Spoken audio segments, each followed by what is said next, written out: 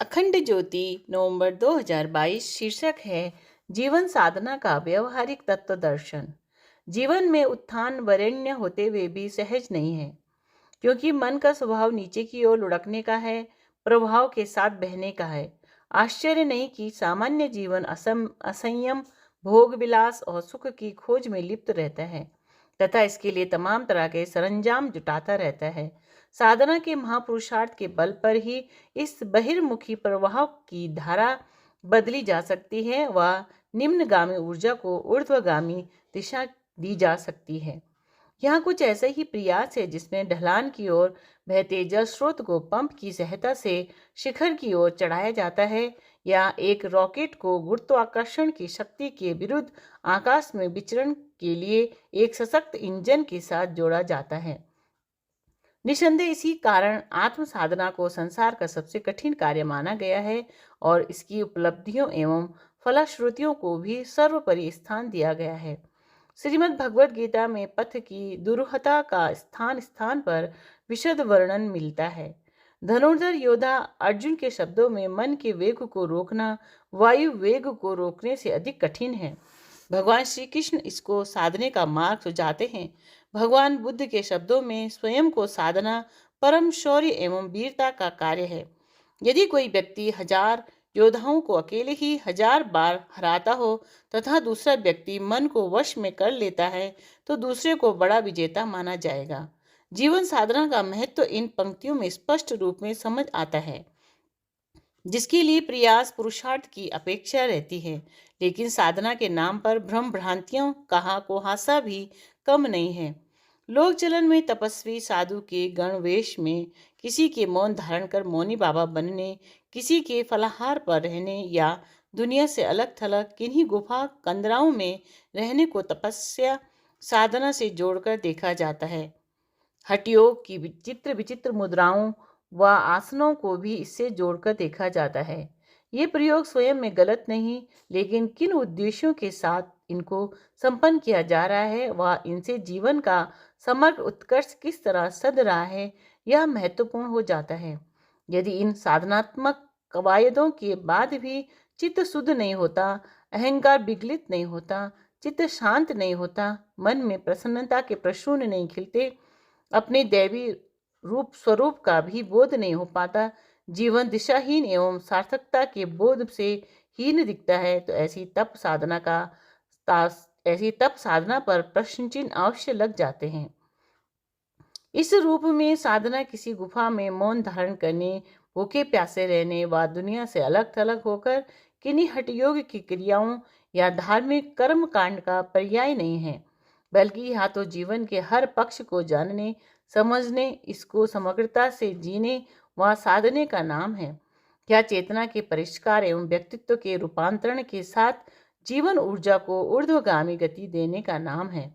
यह जीवन को इसकी समग्र संभावनाओं के साथ जीने व इसी जीवन में मुक्ति लाभ जैसी मनस्थिति को हस्तगत करने तथा जनमानस को एक श्रेष्ठ एवं दिव्य जीवन जीने की प्रेरणा देने का नाम है। यह जीवन के सत्य को धारण कर धर्म में जीवन जीने व लोक सेवा करते हुए आत्म विस्तार करने का राजमार्ग है।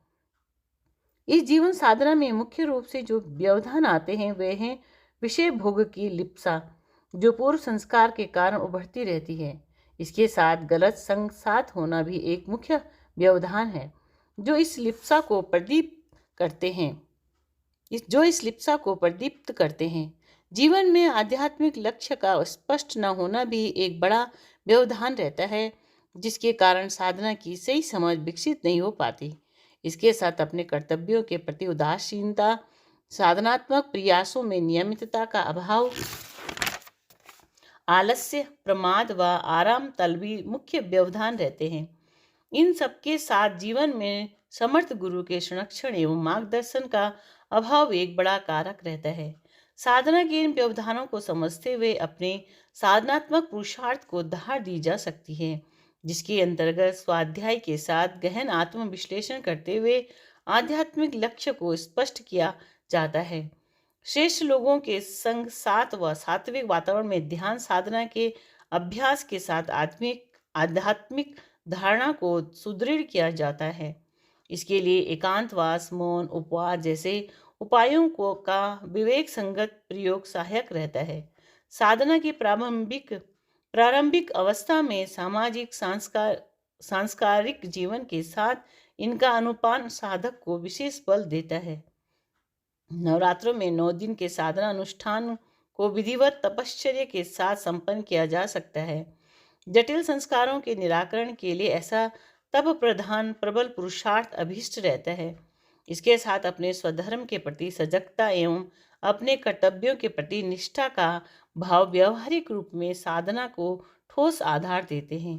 अपने कर्तव्य के प्रति उदासीनता व कामचोरी को किसी भी रूप में साधना के साथ नहीं जोड़ा जा सकता।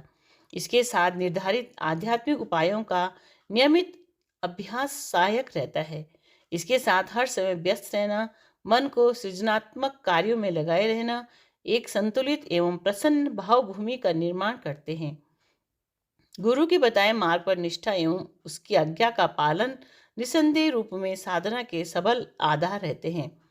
परम पूज्य गुरुदेव के बताए साधना सूत्रों को हृदयंगम करते हुए समग्र साधना के साथ जीवन के बाह्यांतर मोर्चा को साधा जा सकता है। इसके लिए युग ऋषि ने उपासना, साधना, आराधना की जो त्रिवेणी बताई है, इसमें नियमित रूप में डुबकी लगाते हुए जीवन को संचिंतन, सत्कर्म एवं सद्भावनाओं से ओतप्रोत रखा जा सकता है। जीवन में संयम, स्वाध्याय, सेवा और साधना को उचित स्थान देते हुए जीवन को समग्र उत्कर्ष के मार्ग पर आरूढ़ किया जा सकता है।